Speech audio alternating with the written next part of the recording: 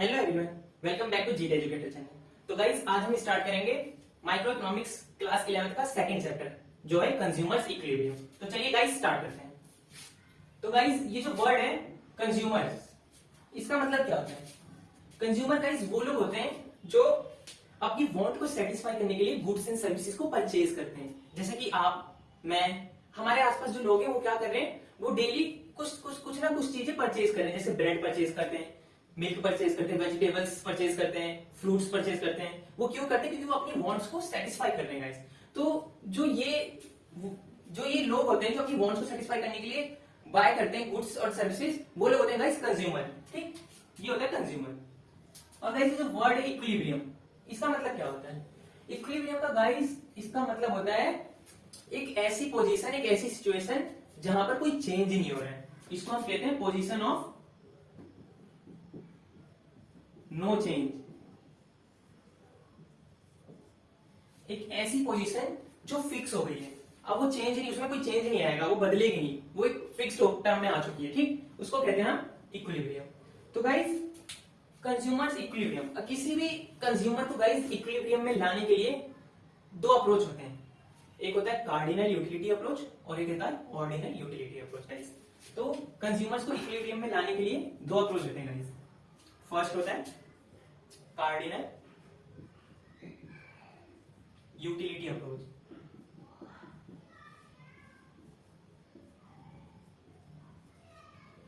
ये जो guys first cardinal utility approach है ना, इसके दो नेम और होते हैं, उसको भी जान लीजिए क्योंकि एग्जाम में किसी भी नेम से पूछ लेते हैं। पहला है मार्जिनल यूटिलिटी अप्रोच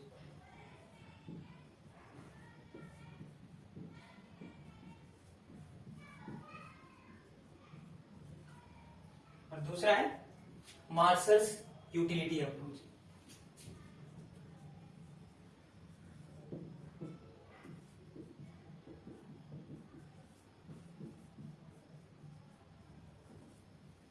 और गाइस जो सेकंड मेथड होता है किसी भी कंज्यूमर को इक्विलिब्रियम में लाने का, उसका नेम है ऑर्डिनल यूटिलिटी अप्रोच गाइस।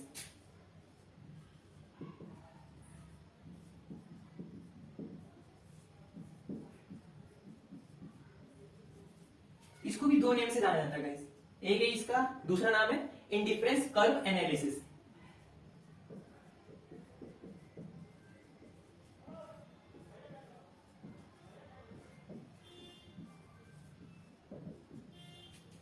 और जो सेकंड नाम है इसका वो है हिक्सियन अप्रोच।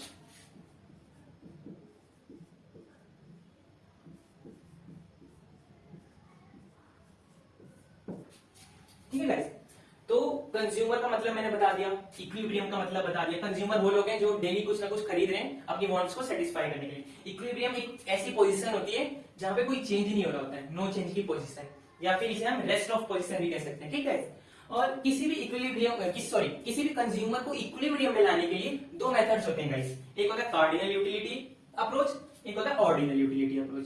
अब कार्डिनल यूटिलिटी अप्रोच के दो नेम होते हैं, marginal utility approach, marshals utility approach. इसको मार्शल्स इसलिए कहते हैं क्योंकि इकोनॉमिस्ट मार्शल ने दिया है। ठीक, अब ऑर्डिनल यूटिलिटी अप्रोच के भी दो नेम होते हैं, एक होता है इंडिफरेंस कर्व एनालिसिस, एक होता है हिक्सियन अप्रोच। हिक्सियन एक इकोनॉमिस्ट है, उन्होंने ये वाला अप्रोच दिया गाइस। तो जो कार्डिनल यूटिलिटी अप्रोच है गाइस, ये क्या कहता है? कार्डिनल यूटिलिटी अप्रोच में गाइस ये कहता है कि हम अपनी जो सेटिस्फेक्शन को हम एक न्यूमेरिकल टर्म में, कॉन्क्रीट टर्म में हम उसको एक्सप्रेस कर सकते हैं गाइस। फॉर एग्जांपल समझते हैं। ठीक, आप अपना खुद का एग्जांपल लो। आपने अभी अभी एक चॉकलेट खाई, एक आइसक्रीम खाई। तो गाइस आपने क्या कह दिया कार्डिनल यूटिलिटी अप्रोच में कि आपको आइसक्रीम खाकर मिली 20 यूटिलिटी मिल गई गाइस। ठीक, और अगर आपको चॉकलेट आइसक्रीम से ज्यादा अच्छी लगी होगी गाइस, तो आप इसमें क्या करोगे? चॉकलेट को 20 से ग्रेटर देन की यूटिलिटी दोगे। फॉर एग्जांपल 25 या कुछ भी 20 से ज्यादा। और अगर आपको चॉकलेट आइसक्रीम से कम पसंद आई होगी तो आप चॉकलेट की यूटिलिटी 20 से कम असाइन करोगे गाइस, लाइक 15 और एनीथिंग। ठीक है, तो कार्डिनल यूटिलिटी अप्रोच में हम अपनी सेटिस्फेक्शन को हम एक कॉन्क्रीट टर्म में, न्यूमेरिकल टर्म में एक्सप्रेस कर सकते हैं गाइस। ठीक, जैसे हमें आइसक्रीम खाई तो 20 यूटिलिटी हमें मिल गई है, तो उस तरीके से हम इसमें जो है कॉन्क्रीट टर्म में अपनी सेटिस्फेक्शन को दिखा रहे हैं कि आइसक्रीम खाते में 20 मिली है। अगर हमें चॉकलेट उससे ज्यादा पसंद आई है तो हम चॉकलेट को 20 से ज्यादा की यूटिलिटी असाइन करेंगे। अगर चॉकलेट हमें आइसक्रीम से कम पसंद आई है तो हम चॉकलेट को 20 से कम की यूटिलिटी असाइन करेंगे। तो ये चीज होती है कार्डिनल यूटिलिटी अप्रोच में। और फिर जो ऑर्डिनल यूटिलिटी अप्रोच है उसमें हम अपनी सेटिस्फेक्शन को कॉन्क्रीट टर्म में शो नहीं कर सकते हैं। इसमें गाइस न्यूमेरिकल टर्म में अपनी सेटिस्फेक्शन को नहीं शो कर सकते। इसमें हम क्या कर सकते हैं, रैंक कर सकते हैं, जैसे फर्स्ट, सेकंड, थर्ड, इस तरीके से हम अपनी सेटिस्फेक्शन को रैंक कर सकते हैं। जैसे कि अगर हमने आइसक्रीम और चॉकलेट खाई है गाइस, ठीक, अगर हमें आइसक्रीम बहुत ज्यादा पसंद आई तो हम आइसक्रीम को क्या कर देंगे, हम आइसक्रीम को फर्स्ट रैंक दे देंगे। हमें चॉकलेट आइसक्रीम से थोड़ी कम पसंद आई है तो हम चॉकलेट को सेकंड रैंक दे देंगे। इस तरीके से अगर और कोई भी कमोडिटी होती है, अगर हमें जिस तरीके से अगर और जो तीसरी कमोडिटी आती अगर वो इनसे भी कम पसंद आई थी तो उसको थर्ड रैंक दे देते, फोर्थ रैंक दे देते। इस तरीके से गाइस चलता है। तो गाइस अब हम स्टार्ट करेंगे कार्डिनल यूटिलिटी अप्रोच, ठीक। तो चलिए गाइस स्टार्ट करते हैं cardinal utility approach in case of single commodity. तो गाइस स्टार्ट करते हैं हम consumers equilibrium in single commodity under cardinal approach, cardinal utility approach, ठीक। तो गाइस कोई भी कंज्यूमर जो इक्विलिब्रियम में कब आएगा, कोई भी कंज्यूमर इक्विलिब्रियम में सिंगल कमोडिटी के केस में कब आएगा गाइस, जब उस कंज्यूमर को, से एग्जांपल एक एक्स कंज्यूमर है, ये इक्विलिब्रियम में कब आएगा, सिंगल कमोडिटी के केस में, जब ये जोन से भी सिंगल कमोडिटी परचेज करेगा। एग्जांपल कुछ भी X Y Z single commodity purchase करेगा, उससे इसको क्या मिलेगी, मैक्सिमम सेटिस्फेक्शन मिलेगी गाइस, ठीक। जब उसको इससे मैक्सिमम सेटिस्फेक्शन मिलेगी तो ये कंज्यूमर जो है हमारा किस में आ जाएगा, कंज्यूमर इक्विलिब्रियम में आ जाएगा सिंगल कमोडिटी के केस में गाइस, ठीक। तो गाइस अभी जो इसकी मैक्सिमम सेटिस्फेक्शन है ये भी दो फैक्टर्स के ऊपर डिपेंड करेगी गाइस, सिंगल कमोडिटी के केस के अंदर। गाइस पहला फैक्टर होगा गाइस, वो होगा जो सी भी कमोडिटी खरीद रहा है उसका price, price of that commodity, जो भी इसने परचेज करी गाइस, ठीक, उस वाली कमोडिटी का प्राइस करेगा, डेफिनेटली करेगा क्योंकि उसको खरीदना है। सेकेंड कि जो भी इसने सिंगल कमोडिटी खरीदी है, परचेज करी है, उससे उसको एक्सपेक्टेड यूटिलिटी कितनी डिराइव हुई या फिर उसको उससे मार्जिनल यूटिलिटी कितनी मिलने वाली है, ठीक है गाइस। तो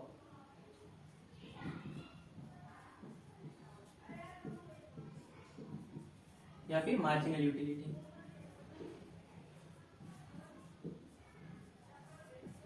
मार्जिनल यूटिलिटी उस कमोडिटी से जो इसने खरीदी है गाइस, ठीक। तो कोई भी कंज्यूमर जो है सिंगल कमोडिटी के केस में इक्विलिब्रियम में आएगा जब वो उस कमोडिटी को परचेज करेगा तो उसको उससे मैक्सिमम सेटिस्फेक्शन मिलेगा, ठीक।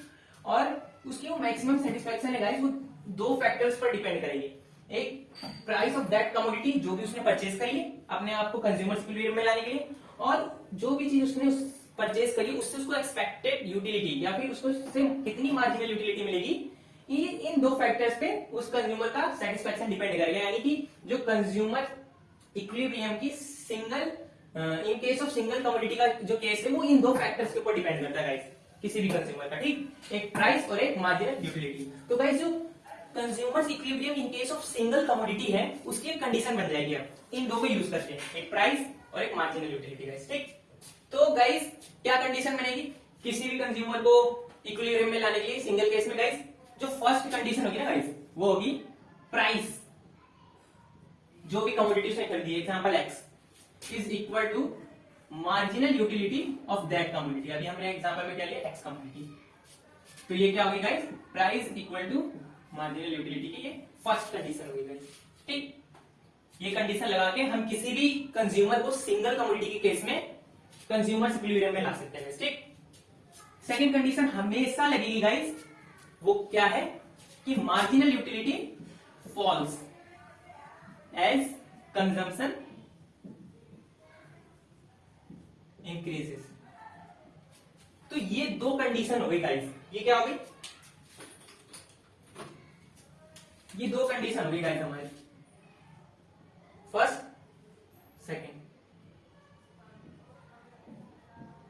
इस कंडीशन को यूज करके गाइस हम किसी भी कंज्यूमर को इन केस ऑफ सिंगल कमोडिटी आराम से हम उसको कंज्यूमर इक्विलिब्रियम की स्टेट में ले आएंगे, ठीक है गाइस। तो इसको गाइस मैं आपको ना एक एग्जांपल से एक न्यूमेरिकल सॉल्व करके बता देता हूँ, जिसको आपको ये समझने में और आसानी होगी। तो मैं इसको एक एग्जांपल लेके उसका डायग्राम बना के आसानी से इसके जो केस हैं, अगर जैसे कि प्राइस ज्यादा होगी या मार्जिनल यूटिलिटी कम होगी, तो किस तरीके से वो इक्विलिब्रियम में आता है वो बता देता हूँ, तो जिससे आपका जो सिंगल कमोडिटी केस है और भी स्ट्रॉन्ग हो जाएगा गाइस। ठीक, तो गाइस चलिए इसको हम एक एग्जांपल की मदद से डायग्राम बना के अच्छे से समझते हैं, ताकि हमारा और स्ट्रॉन्ग हो जाएगा। ठीक, तो गाइस मैंने ये एग्जांपल लिया है, यूनिट्स ऑफ एक्स, कोई हमारा गुड है एक्स या कोई कमोडिटी हमने एग्जांपल के रूप में ले लिया, वो क्या है एक्स, एक एक्स कमोडिटी, उसकी कितनी यूनिट्स है यहाँ पे 1 2 3 4 5 6। वो जो गुड है यूनिट एक्स, उसका प्राइस है 10 रुपीज, तो उस गुड का प्राइस कैसा है 10 रुपीज का है। ठीक, 10 रुपीज, और उससे जो मार्जिनल यूटिलिटी हमें मिल रही है वो यहाँ पर गिवन है। इस गुड की फर्स्ट यूनिट से इतनी मार्जिनल यूटिलिटी मिल रही है, इससे इतनी मिल रही है, 3 यूनिट से 10 की मिल रही है, 4 यूनिट से 4 की मिल रही है, 5 से 0 की मिल रही है, और 6 से माइनस। तो गाइस आप एक चीज नोटिस करिए, जो मार्जिनल यूटिलिटी है डिक्रीजिंग है। ये डिक्रीजिंग क्यों है? इसके पीछे एक रीजन है गाइस, एक लॉ होता है, law of diminishing marginal utility guys. तो वो लॉ क्या कहता है? वो लॉ कुछ नहीं कहता, उस लॉ में एक सीधी सी बात है कि as we consume more and more units of one commodity, तो उससे जो उस कमोडिटी से जो हमें यूटिलिटी मिलेगी वो डिक्रीज होती चली जाएगी गाइस। इसको एग्जांपल से समझते हैं कि जो है आपको प्यास लगी है, आपने पहला गिलास वाटर का लिया, फर्स्ट ग्लास वाटर का लिया, तो गाइस इससे आपको मान लो मिल गई 15 यूटिल्स की आपको यूटिलिटी गाइस इससे मिल गई। तो गाइस आपके पास फर्स्ट वाटर की ग्लास से आपको इतने की यूटिलिटी मिली। आपने जब सेकंड ग्लास पिया, सेकंड ग्लास वाटर पिया गाइस जब आपको, तब आपको मिली आपको 12 यूटिलिटी। तो गाइस आपने और प्यास लगी थी, आपने थर्ड ग्लास पिया वाटर का, तो उससे क्या मिली आपको 8 यूटिल्स की यूटिलिटी आपको डिराइव हुई। तो ये लॉ क्या कहता है कि जैसे जैसे हम किसी भी एक कमोडिटी का कंजम्पशन इंक्रीज करते हैं, उसकी कंजम्पशन हम अगर इंक्रीज करते हैं, तो उससे मिलने वाली जो हमें यूटिलिटी है वो डिक्रीज होती चली जाती है गाइस।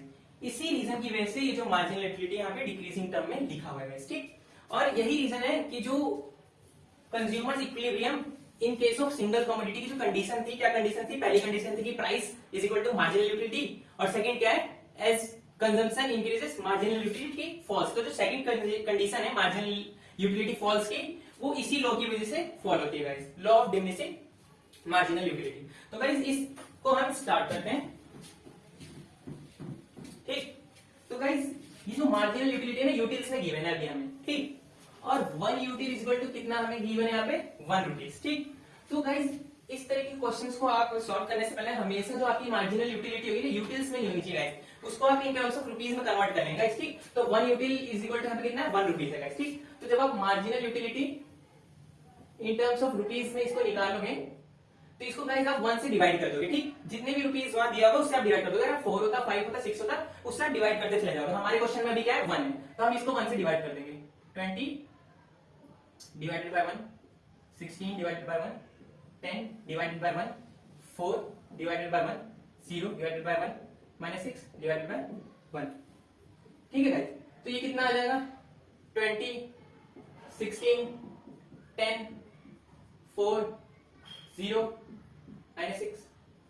ये क्या आ गया गाइस? हमारी marginal utility in terms of rupees में आ गया गाइस, ये मार्जिनल यूटिलिटी आ गई हमारी। तो गाइस अब हम अपनी कंडीशन चेक करेंगे। हमारी क्या कंडीशन थी? 2 कंडीशन थी गाइस।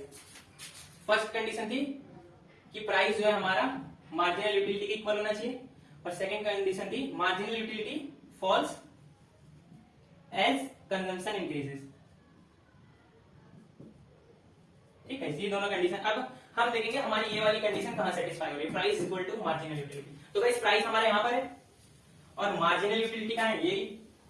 तो हम देखेंगे प्राइस और मार्जिनल यूटिलिटी कब इक्वल हो रही है। क्या 10 और 20 की इक्वल है? नहीं है। 10 और 16 इक्वल है? नहीं है। 10 और ये 10 ये गाइस इक्वल है। तो ये वाली जो हमारी 3 यूनिट्स ऑफ कमोडिटी एक्स है गाइस, यहां पर हमारी प्राइस और मार्जिनल यूटिलिटी, ये प्राइस और ये मार्जिनल यूटिलिटी इक्वल है गाइस। तो फर्स्ट कंडीशन गाइस हमारी सेटिस्फाई होगी। ठीक, उसके बाद गाइस सेकंड कंडीशन भी लगनी चाहिए, है ना, कि marginal utility falls as consumption increases. तो गाइस अब इसके बाद हम एक्स्ट्रा कंज्यूम कर रहे हैं, जहां 4 यूनिट ऑफ एक्स कंज्यूम कर रहे हैं, 5 यूनिट और 6 यूनिट, तो हमारी मार्जिनल यूटिलिटी देखो गाइस डिक्रीज हो रही है। देखो 10 के बाद क्या होगी 4 हो गई, 0 हो गई, फिर माइनस 6 हो गई, है ना। तो हमारी सेकंड जो कंडीशन थी वो भी मीट हो गई। तो गाइस इसका मतलब क्या है, ये जो सिंगल कमोडिटी का केस है, यहाँ पर हमारा कंज्यूमर जो है इस कंडीशन पर कंज्यूमर इक्विलिब्रियम में आ गया गाइस, ठीक। इसका गाइस हम डायग्राम से समझते हैं, ठीक। ये एकदम कंफर्म है, यहां पर वो कंज्यूमर इक्विलिब्रियम में आ चुका है गाइस, ठीक। अब इसका एक डायग्राम बनेगा, देखो इधर बना देते हैं।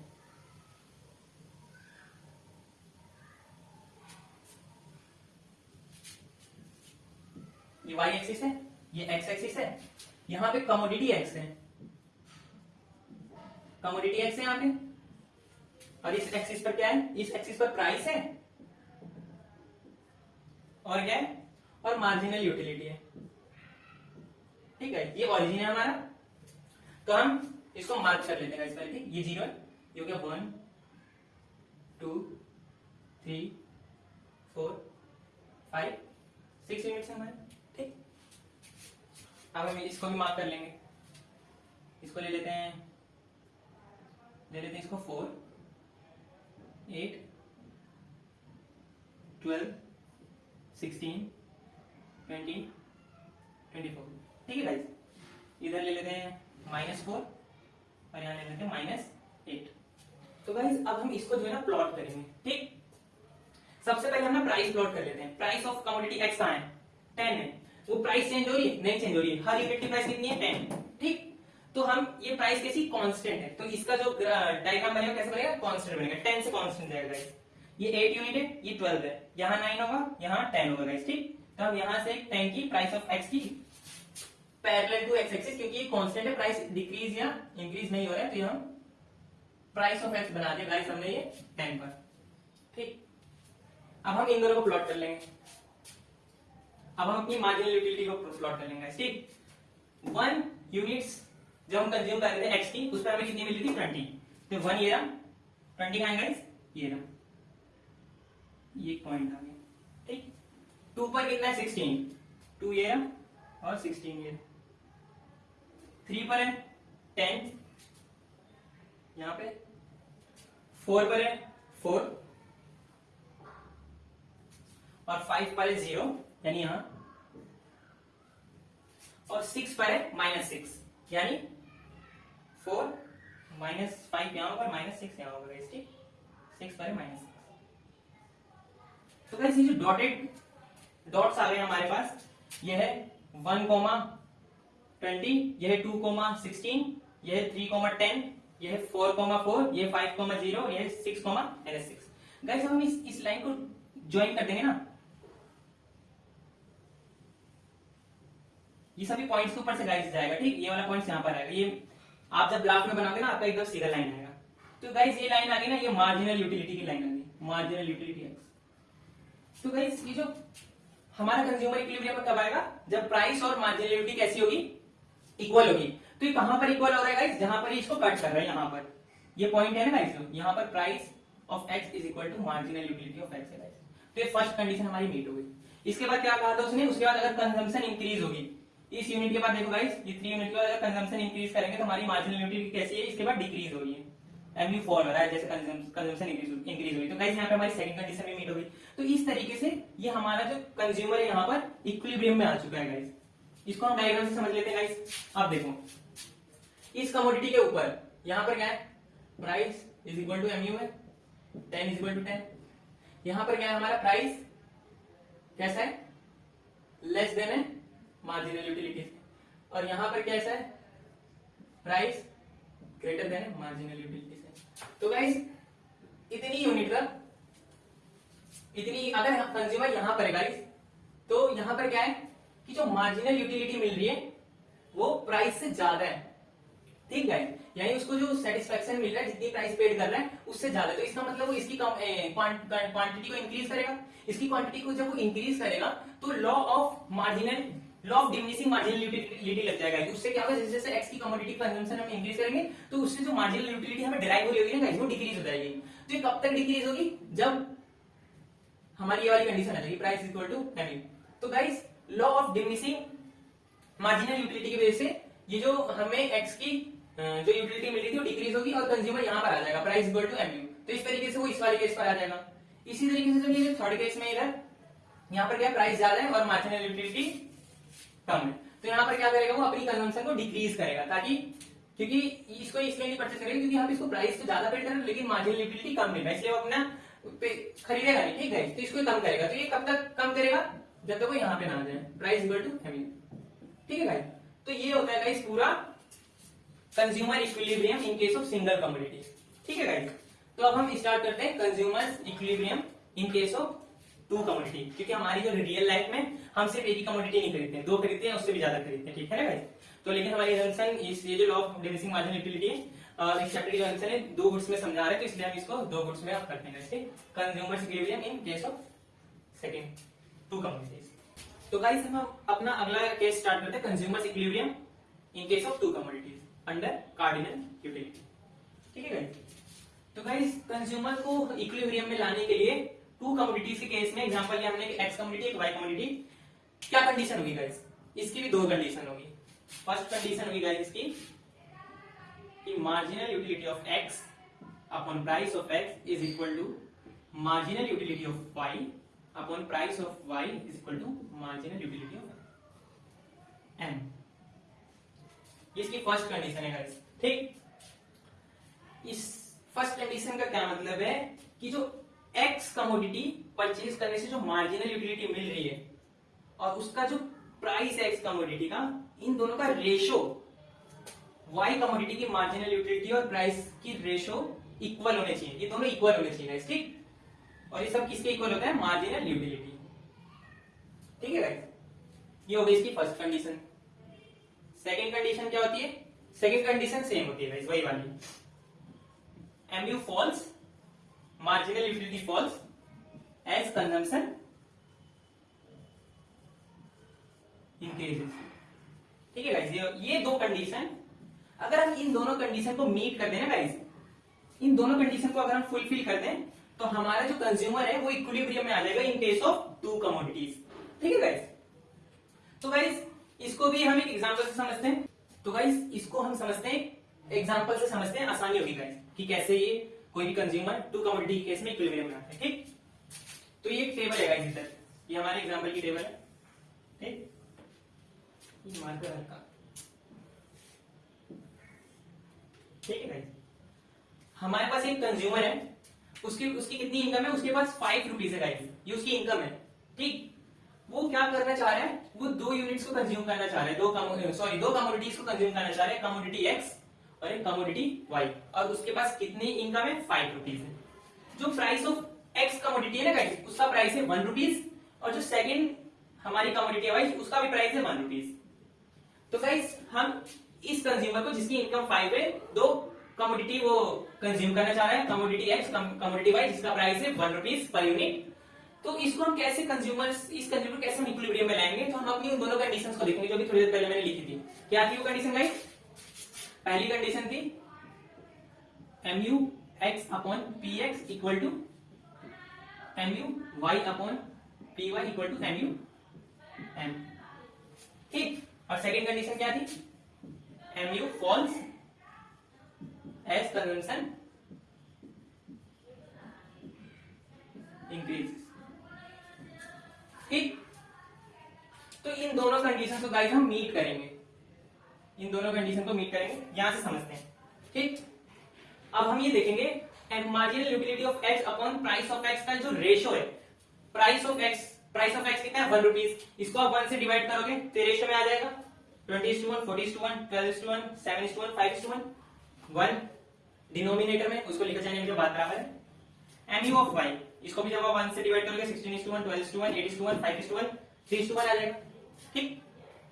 तो हम देखेंगे कि हमारी ये वाली कंडीशन कहां पर मीट हो रही है, ये 20 कहीं पर, ये 20 कहीं पर है, इसमें मार्जिनल यूटिलिटी ऑफ एक्स की जो फर्स्ट कमोडिटी में 20 यूटिल्स की यूटिलिटी मिल रही है, इसमें है कहीं, तो ये इक्विलिब्रियम में नहीं है। 12 है, सॉरी 14 है, 14 भी नहीं, 12 है, हाँ 12 है गाइस, एक तो हमें ये मिल गया, एक ही 12 यहाँ पर है, तो यहाँ पर है 7 है, नहीं है, 5 है, एक 5 भी है गाइस, ये है। तो हमें गाइस दो ऐसी चीजें मिल रही हैं जहां पे हमारी ये वाली फर्स्ट कंडीशन सेटिस्फाई हो रही है, MU of x upon px, MU of y upon py is equal to MUn। तो इसको हम चेक करेंगे गाइस, इनमें से कौन सा हमारा इक्विलिब्रियम सही है। इसको कैसे चेक करेंगे, कि हमारे पास इनकम कितनी है। हम कैसे समझेंगे कि ये वाला आंसर है या ये वाला है, हम इसको चेक करेंगे। अब चेक कैसे करेंगे, हम इनकम को देखेंगे। कंज्यूमर की इनकम कितनी है गाइस, 5 रुपीज। तो गाइस वो 5 रुपीज की उसकी इनकम है और वो 5 रुपीज में कितने यूनिट्स ऑफ एक्स खरीदेगा, कितने यूनिट्स ऑफ वाई खरीदेगा। 5 यूनिट्स, एक यूनिट का प्राइस 1 रुपीज है, तो 5 रुपए में 5 ही यूनिट्स खरीद सकता है, 5 यूनिट्स ही खरीद सकता है एक्स और वाई के मिला के। एक्स और वाई के मिला के वो सिर्फ 5 यूनिट्स खरीद सकता है, क्योंकि एक यूनिट का प्राइस 1 रुपीज है गाइस। ठीक, तो ये जो एक्स के उसने कितने यूनिट्स खरीदे गाइस, 3 यूनिट्स, यानी एक्स उसने 3 यूनिट्स एक्स के खरीदे हैं।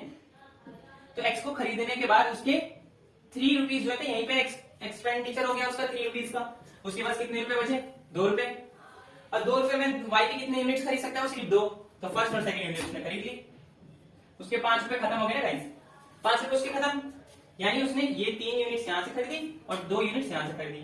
तो इसीलिए हम 12 वाला केस लेंगे गाइस, क्योंकि यहाँ पे उसकी पूरी इनकम जो है कंज्यूम हो चुकी है। हम ये वाला क्यों नहीं लेंगे, क्योंकि उसके पास इतनी इनकम ही नहीं बचेगी गाइस। देखो, अगर वो 5 यूनिट्स ऑफ एक्स खरीदता तो एक यूनिट का प्राइस 1 रुपीज था। तो गाइस 5 यूनिट्स को खरीदने में तो उसकी सिर्फ एक्स खरीदने में ही जो उसकी पूरी इनकम थी खत्म हो गई, वो वाई तो खरीद ही नहीं पाएगा ना गाइस। तो ये वाला तो वो खरीद ही नहीं पाया, है ना। समझ रहे हो गाइस आप मैं क्या समझाना चाह रहा हूँ, कि उसकी इनकम ही यही जब खत्म होगी तो ये वाला तो खरीद ही नहीं पाएगा। तो हम अपनी कंडीशन को मीट कैसे करेंगे, हम अपनी कंडीशन को मीट नहीं कर पाएंगे, इसलिए हम ये वाला 5 नहीं लेंगे, ये तो दोनों इक्वल है। ठीक, इसीलिए हम अपने ये वाला केस ले लिया। अब हमारी फर्स्ट कंडीशन देखो यहाँ पे सेटिस्फाई हो चुकी है, mu of x upon px, mu of y upon py is equal to mun। ठीक है, ये 12:12 यहाँ पर इक्वल आ रहा है। हम अपनी सेकंड कंडीशन निकालेंगे, marginal utility falls as consumption increase. अब गाइस देखो, जब हम यहाँ से 3 यूनिट्स के बाद x की कंजम्पशन फर्दर इंक्रीज कर रहे हैं, 4 यूनिट्स ऑफ x खरीद रहे हैं, 5 खरीद रहे हैं, तो इसकी मार्जिनल यूटिलिटी जो x से मिल रही है वो डिक्रीज हो गई है, 7 फिर 5। और ये डिक्रीज क्यों हुई है, law of diminishing marginal utility की वजह से डिक्रीज हुई है गाइस। ठीक, इसी तरीके से यहाँ पर भी देखो y के लिए भी सेम कंडीशन अप्लाई हो रही है, सेकंड यूनिट के बाद मार्जिनल यूटिलिटी डिक्रीज हो रही है, तो हमारी सेकंड कंडीशन भी मीट हो गई गाइस। ठीक, तो इसीलिए ये जो कंज्यूमर है यहां पर आकर इक्विलिब्रियम में आता है गाइस। ठीक, यानी कि वो क्या करेगा, इधर ये कंडीशन मिटा रहा हूं गाइस। ठीक, थोड़ा स्पेस बन जाएगा समझाने के लिए।